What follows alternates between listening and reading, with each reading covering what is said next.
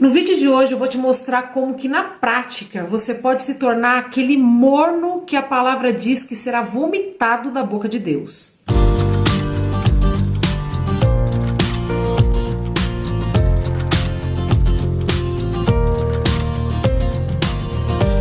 Olá pessoal do YouTube, a paz do Senhor a todos vocês. Lá no livro de Apocalipse, capítulo 3, verso 15 e 16, a Bíblia tem um texto muito conhecido de todos nós, onde Deus fala: eu conheço as tuas obras e sei que não é frio e nem quente.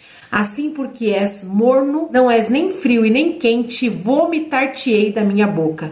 E esse texto é um daqueles que marca a nossa vida, né? Todo mundo conhece, vira jargão na boca de qualquer um, mas que a gente tem uma certa dificuldade de entender o que realmente ele quer dizer. Aí eu venho com esse vídeo esclarecedor para mostrar que muitas vezes essa palavra pode sim estar falando de você. É isso mesmo, você que está aí tentando ir para o céu, está tentando agradar a Deus, fazer as coisas corretamente, pode ser que esteja sim sendo enquadrado nessa categoria de pessoas mornas. E essa palavra, ela fala de uma categoria de pessoas que tem uma certa atitude. E qual é essa atitude? De não ser frio e nem quente, ser morno. Essa palavra não fala, não deixa explícito sobre exatamente o que essa temperatura está falando. Então tem muita gente que é do meio pentecostal e que acha que esse texto está falando somente do fervor espiritual, que é o crente que vai para a igreja e maneja os dons espirituais, fala em línguas estranhas, que é batizado com o Espírito Santo. Tem gente que acha que esse texto do crente morno fala exclusivamente disso, do nível do mover espiritual de Deus na sua vida. E essa teoria, se ela estivesse certa, olha que perigo. A maioria dos crentes estariam sendo vomitados da boca de Deus. Porque você vai no culto hoje em dia, gente, e é comum você vê crente olhando para você com cara de morno no meio do culto. Tá lá, tá perto do fogo, mas tá frio. Se tá frio e tá perto do fogo, fica o quê? Morno. Porque para ser considerado um crente frio, nós temos que ser aquela pessoa totalmente longe do Pentecoste, né? Aquela pessoa tradicional, uma pessoa que não teve contato nenhum com experiências espirituais. E para você ser crente, você tem que ser aquele crente avivado, que ora, que fala em línguas estranhas, que tá vivo, ativo dentro da igreja, participativo no culto, que adora, que chora na presença de Deus. Mas a grande maioria, eu diria que está na categoria justamente onde se encontra morno. Porque é um crente frio que de vez em quando ele é aquecido pelo avivamento do Espírito. Mas daí vem a segunda-feira e aí ele já se afasta da oração, já se afasta do mover do Espírito Santo e só vai sentir a presença de Deus novamente no outro culto, né, no outro domingo ou num congresso. E olha, sinceramente, se Deus estivesse falando desse tipo de temperatura no texto de Apocalipse, Deus estaria vomitando 90% da igreja dos tempos de hoje. Infelizmente, é triste dizer isso, a igreja pentecostal brasileira está precisando com urgência viver um verdadeiro avivamento. Mas o pior é que essa passagem ela não fala exatamente disso. Na verdade, o texto ele usa uma linguagem figurativa para falar de algo que não tem nada a ver com temperatura. Pasme, se você ler o texto completo, você vai entender que a Bíblia ela não indica o assunto pelo qual o texto está falando, porque ele não está falando de um assunto apenas, ele está falando de vários assuntos que se tratam das obras daquele grupo de pessoas, no caso da igreja de Laodiceia. E se trata de obras. Que obras?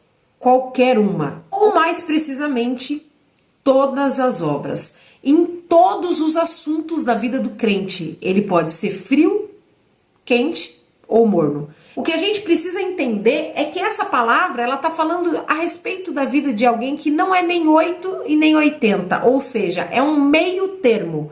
O meio termo é uma pessoa que não se posiciona nem de um lado nem de outro, mas que fica em cima do muro. Em diversos assuntos da nossa vida cristã, a gente pode estar sendo vomitado da boca de Deus por não se posicionar. Deus está dizendo, ou você é frio ou você é quente. Não seja mais ou menos. Ou você serve a Deus, ou você serve ao diabo. Não tente servir aos dois ao mesmo tempo.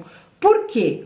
É simples, porque no mundo espiritual não existe meio termo. É por isso que a Bíblia diz que aquele que é sujo, suje-se ainda. E aquele que é limpo, limpe-se ainda. Essa é outra passagem que me fez quebrar a cabeça durante muito tempo. Como que Deus está mandando o sujo continuar se sujando. E o Senhor me fez entender por que ele manda o sujo se sujar ainda mais ou continuar se sujando. É porque Deus está dizendo que você precisa se posicionar, ainda que o seu posicionamento seja decidir não servir a Deus. Ainda que a sua decisão seja servir o diabo, você precisa se posicionar. Deus exige de você uma decisão, um posicionamento claro do que você vai fazer da sua vida. No mundo espiritual não existe meio termo. A Bíblia diz, ou você vai servir a Deus, ou você vai servir ao diabo.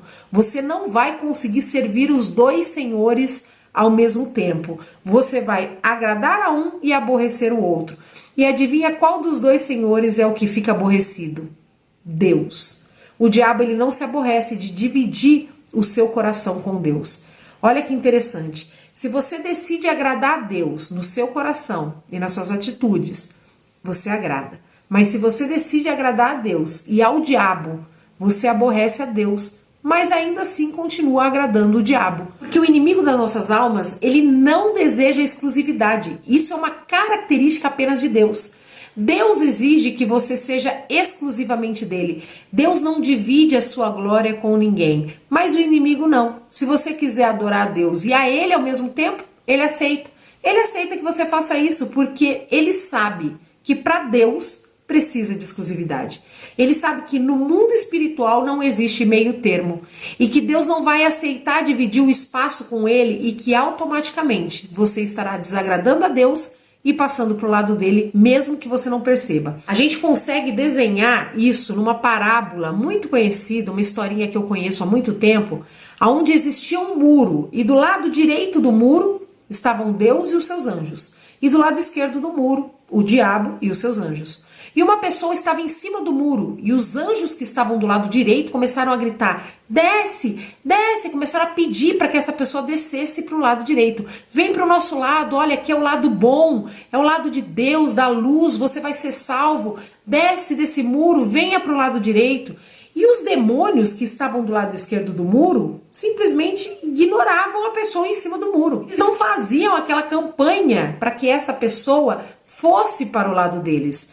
E aí, num dado momento, a pessoa que estava em cima do muro pergunta para os demônios que estavam do lado esquerdo, escuta, por que vocês não estão pedindo para eu descer para o lado de vocês? Por que o pessoal de Deus, aqui os anjos, né, do lado direito, estão implorando para que eu desça para o lado deles e vocês estão ignorando a minha presença, parece que não fazem questão que eu desça para o lado de vocês? Então os demônios respondem, porque você pode continuar aí, o muro é do diabo. Leva isso para a tua vida, o muro é do diabo. Ou seja, essa parábola que não está na Bíblia, tá, gente? É uma historinha muito conhecida no meio cristão, mas não está na Bíblia. Ela nos explica de uma forma muito fácil e simples que se você quiser agradar a Deus, você terá que descer do muro, você terá que ser exclusivamente dele. Mas se você quiser agradar o inimigo, ele não vai fazer questão que você seja exclusivamente dele, porque ele sabe que se você simplesmente não der exclusividade para Deus, você estará automaticamente se colocando do lado dele, porque ele é o dono do muro. Ele é o dono de todo aquele que fica em cima do muro, que não se decide por Deus. Portanto, no texto do início do vídeo, em Apocalipse, nós podemos entender que se Deus é quente e o diabo é frio, o morno também é do diabo. Porque, mais uma vez, no mundo espiritual não existe meio termo. Ou você vai estar do lado de um, ou você vai estar do lado do outro. O muro não existe, o morno também não existe. É por isso que o trabalho do inimigo ele não é tirar os crentes da igreja. É fazer com que os crentes vão para o inferno, mesmo estando dentro da igreja. O inimigo não quer que você seja um satanista. Você pode continuar sendo crente, sendo cristão, frequentando a igreja, contanto que você tenha uma vida que te leve para o mesmo inferno que o satanista vai. Então, a partir desse pensamento, a gente consegue entender um pouco melhor a respeito dessa palavra. Deus está dizendo, não adianta você ser morno. Ou você é quente, ou você é frio. A pessoa que não se decide, que não se posiciona em ser quente, ela vai ser levada para o mesmo inferno, para o mesmo lugar daquele que se decidiu ser frio. E aí, na prática, como é que a gente pode estar cometendo esse erro? É simples. Em todas as áreas da nossa vida, qualquer decisão que você precisa tomar a respeito da sua santidade, você pode decidir colocar um pouco de pecado nela. Veja, como se você fosse um copo de água quente, fervendo. E isso é a sua santidade. A santidade é um líquido quente. E o pecado é um líquido gelado. Se você pega um copo com água quente e coloca um pouco de água fria, ela vai ficar como? Morna. E é exatamente isso que o diabo quer que você seja em diversas áreas da sua vida. Por exemplo, o assunto adoração, que é o que está em alta agora, né? A gente tem visto muita coisa a respeito disso. Eu vejo um surto na internet toda vez que o assunto é a respeito de música secular. Será que o crente pode ouvir música secular? Aí vem um surto de pessoas que servem a Deus, mas acreditam que elas não vão ser capazes de deixar de ouvir música mundana. Elas acreditam ser impossível você só ouvir música de adoração a Deus. Elas acham que a vida da pessoa que só ouve música cristã é muito triste, porque ela não saberia viver sem ouvir Marília Mendonça. Eu falei esse nome porque veio na mente, tá? Eu não sei quem é, nunca vi a cara, mas já ouvi esse nome, então tô dando um exemplo. Mas às vezes, porque você ouve essas músicas e a sua carne gosta disso, você acredita que a vida sem essa música é muito chata. E eu preciso te dizer, você está errado. Quando eu fumava maconha na minha adolescência, a maconha ela me fazia rir. Quem conhece a maconha sabe que ela faz a pessoa rir igual um idiota. Eu me lembro que quando eu entrei na casa de recuperação e eu me converti, eu pensei, eu acho que eu nunca mais vou conseguir rir na minha vida. Sabe aquelas crises de riso que eu tinha? Achava que era da maconha e que sem ela eu não ia mais conseguir rir. Mas Deus ele me libertou da maconha e me deu um riso frouxo, que às vezes não tem nem por que eu rir. E eu tô lá babando de rir, crises horríveis, de doer a barriga, de ficar sem respirar. Olha como Satanás é mentiroso. Ele me disse que eu não ia conseguir rir sem a maconha. Hoje eu tenho uma alegria muito mais verdadeira sem maconha, sem bebida alcoólica. A diversão é pura e é em nível hard. Esses dias a minha filha tava batendo uma foto na igreja com as amigas dela e eu percebi, sabe, que elas começaram a rir, começaram a ter crise de riso, aí todo mundo caindo no chão, as pernas amolecendo. E sem entorpecente, não precisa de entorpecente. E se você quiser saber mais sobre esse assunto, né, de libertação de vícios, pecados repetitivos, maldições geracionais, e quiser dominar as leis espirituais para transformar a sua vida e a vida de outras pessoas ao seu redor, eu tenho uma plataforma completa, exclusiva, para te discipular a ser um agente de transformação dentro da sua casa, dentro da sua comunidade. Eu vou deixar o link aqui embaixo, no box de informações e nos comentários. Clica aqui e comece uma jornada de transformação que vai te garantir vitória sobre todos os desafios da sua vida em todas as áreas, familiar, ministerial, financeira. É a palavra de Deus que garante isso. As leis espirituais garantem vitória em tudo. Agora que o ano tá acabando, aproveita para mudar completamente a sua vida espiritual, tá? Tô lá te esperando, clica aqui embaixo acabando esse vídeo. Agora, voltando pro assunto do vídeo, desde que eu comecei a ter um pouco de intimidade com Deus lá no começo da minha caminhada cristã, o Senhor ele já falou pro meu coração, ele já revelou pro meu coração que a minha adoração ela deveria ser exclusiva dele. E eu fico abismada de ver pessoas que exercem muitas vezes influência no corpo de Cristo, pastores, missionários, pessoas que influenciam outras pessoas e que já deveriam ter um direcionamento a respeito desse assunto, mas continuam presos à música secular, dizendo que isso não tem nada a ver. Mas esse assunto, na verdade, ele é muito simples, é muito claro. Nós somos o tabernáculo de Deus, nós somos templo do Espírito Santo. O seu corpo é templo de Deus. Em 1 Crônicas, capítulo 16, Davi, ele traz a Arca da Aliança para a tenda, né, para o templo daquela época e estabelece culto lá dentro. E ele coloca levitas para tocar louvores dentro da tenda do Senhor, 24 horas por dia, continuamente. Dessa mesma forma, Isaías, no capítulo 6, a palavra nos mostra o ambiente do céu. Existem anjos adoradores que adoram a Deus continuamente, dizendo santo, santo, santo é o Senhor dos exércitos. Agora, sabendo que hoje nós somos o templo do Espírito Santo, a habitação de Deus, é a possibilidade de nós colocarmos para tocar dentro de nós uma música que não seja adoração. Isso não existe. Isso é um absurdo. Se nós somos morada do Espírito Santo, não tem como nós colocarmos música dentro desse templo que não seja em adoração a Deus. Mais uma vez, eu repito, no mundo espiritual não existe meio termo. A Bíblia diz, ou você vai agradar a Deus, ou você vai agradar o diabo, ou você vai louvar a Deus, ou você vai estar louvando ao diabo. Se uma música não é dedicada a Deus, ou não foi inspirada por Deus, ela foi inspirada pelo diabo. Não existe meio termo. Ah, mas tem música que não é de Deus nem do diabo. Como assim? A música foi criada por Deus no céu. O diabo era responsável, o regente do coral. Ele é lançado no abismo junto com a sua harpa, junto com o seu dom. E a partir desse momento ele começa a criar músicas que afetem a adoração, que contaminem a adoração dos homens a Deus. É Bíblia e vocês já conhecem essa história muito bem. Agora, a pessoa se entrega para Jesus dentro da igreja, recebe no seu corpo o Espírito Santo para fazer morada lá, e quando ela sai do ambiente da igreja, ela coloca outro tipo de adoração dentro desse templo. Ela está profanando o templo de Deus, profanando a adoração que deveria ser exclusiva para Deus. Ah, mas existem músicas que não são religiosas, então não são adoração. Isso é o que você diz, que você está desejando fazer a vontade da sua carne. E se você não consegue nem sequer renunciar, ouvir uma música que você gosta para agradar o seu corpo em amor a Deus, como que você quer renunciar ao resto? Não acredite nessa balela de que existe arte, de que existe cultura sem inspiração espiritual. Não, meu querido.